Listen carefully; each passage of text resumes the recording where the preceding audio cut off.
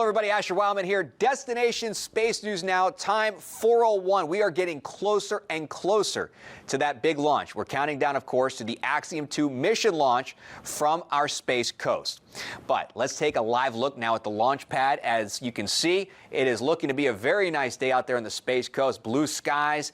There is that rocket. And also, oh, by the way, this is a look at the ceiling of the Dragon we want to show you now. This is the ceiling of the Dragon capsule that happened not too long ago. Don't forget, launch 5:37. So we got about another hour and 35 minutes to hour 35 to go. The crew are all seated and in their launch positions. Suit leak and communications have been checked, and now the spacecraft hatch has been closed and sealed by SpaceX crews. Up next, crews will arm the spacecraft launch escape system. That will allow the capsule to separate from the Falcon 9 safely if anything were to go wrong during the launch. All right, that's a lot to digest, but you know who else is going to help guide us to that final countdown of launch? Our space experts. They're at the pad. That's where we find Will Robinson-Smith and Greg Pallone. Gentlemen, we're getting closer and closer to that 5:37 launch. We are indeed, Asher, and as you mentioned, the SpaceX Falcon 9 standing ready at pad 39A here at the Kennedy Space Center. On board the Axiom-2 crew in their Crew Dragon, all suited up and seated and locked in, and the hatch is closed and everything looking good in that Crew Dragon so far. They have done, the timeline has progressed very nicely, and Will, the weather is actually improved. The weather is improved, and want to pivot to that right now because we have another guest joining us, launch weather officer with the 45th Weather Squadron, Brian Cizik, joining us as he does often on these crew launches. Very important to keep track of the weather, and fortunately, you have good news for us. Yes, it's a good sign when I have a smile on my face at this point. But yeah, so the probability of violation went down from 40%, what we were looking at yesterday, down to 25%. Kind of, we were seeing how things are evolving as we get on console. All the showers and thunderstorms remain to our west right now. Really, the only thing we're watching is the anvil clouds. So those are those tall clouds that get blown off the top of the thunderstorms. The thunderstorms grow up, hit the top of the troposphere, the tropopause we call it, and then gets blown by the upper level winds that can get blown back towards the coast.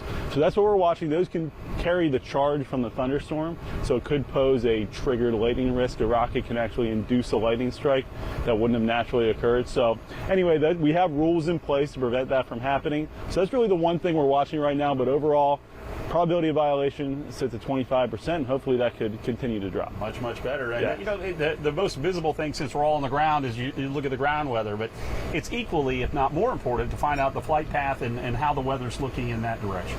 Exactly. With crewed launches, we're looking at the entire ascent corridor. We work closely with our partners over at the Spaceflight Meteorology group over in Houston, and they're tracking that as well. We're looking at it too, and just in case something were to happen with the rocket and the astronauts need to pop the capsule off and the rescue team needs to go out, we want to make sure the weather is looking good at some of those locations as well on the ascent corridor, and that's looking good today as well. So all things weather looking pretty good for today's launch. And one of the things that we've been talking about that the viewers are going to be hearing, potentially depending on where they are, is the sonic boom, because the booster is landing back on land instead of on a drone ship, which I'm sure makes your job much easier because you're not also monitoring the drone ship recovery weather too. Right. It's just one less variable that we have to worry about, and it's always cool to be out here and see that booster coming back and landing on the Cape. Excellent. Yeah, I mean, any chance you get to kind of cut down on that, to let you focus on more of the flight path and the weather here on the ground. Exactly. Well. All right. Yeah. Launch Weather Officer Brian Cizik, thank you for joining us. Thank you. Thanks for having me. Thank you very much, sir.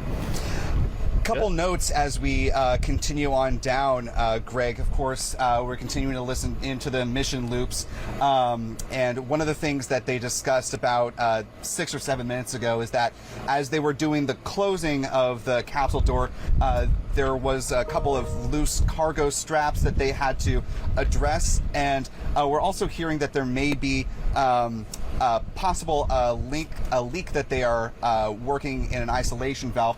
In fact, one of the SpaceX officials is speaking now. If we can pull this up live, listen in for a second. We've also had completion of comm checks between both Dragon and Falcon ground teams with the crew. Looking at weather right now, the weather continues to be good for launch and any contingencies if needed. Local pad weather continues to be that 25% probability of violation. We'll just watch over the last hour and a half if we get any clouds drifting over from inland. Conditions in the Atlantic are also good should we need a contingency landing somewhere along the eastern seaboard.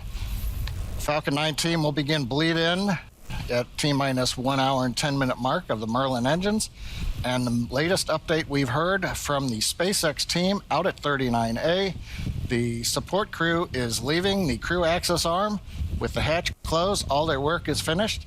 So right now, everything is on schedule at T-minus 1 hour, 30 minutes, and 28 seconds.